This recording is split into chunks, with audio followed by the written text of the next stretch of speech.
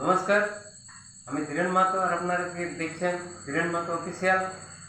তো আজকে দাদা সেই শুক্রবার, তো আজকে হচ্ছে শুক্রবার। তো সবারই তো দোকানদানি থাকবে ধার, তো সে যাই হোক ধার থাকুক আর যাইতে ওটা থাকবে গে। কিন্তু ব্যাপার হচ্ছে আজকে সন্ধ্যার সময় এমন একটা জায়গায় চলে এসেছি, এই জায়গাটার নামটা হয়তো বললেও এখন আপনারা বুঝতে পারবেন না, কারণ অন্ধকারে।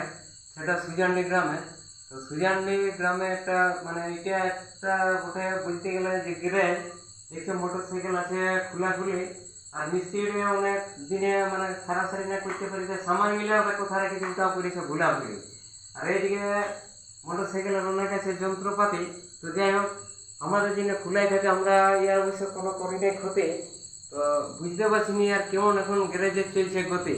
তো যাই হোক, যে ভিডিওটা নিয়ে আজকে নিয়ে আসছি সেটা হচ্ছে দাদা, একটা হচ্ছে সাইকেল।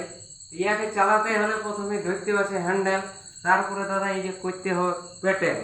এখনো কোনো মানে ভালো কাজে হতে পারলি না কোথাও দাদা সেটেল। আর এই যে লাইটটা দেখাচ্ছে, এই লাইটটি ভালো দেখাচ্ছে নাই আলো।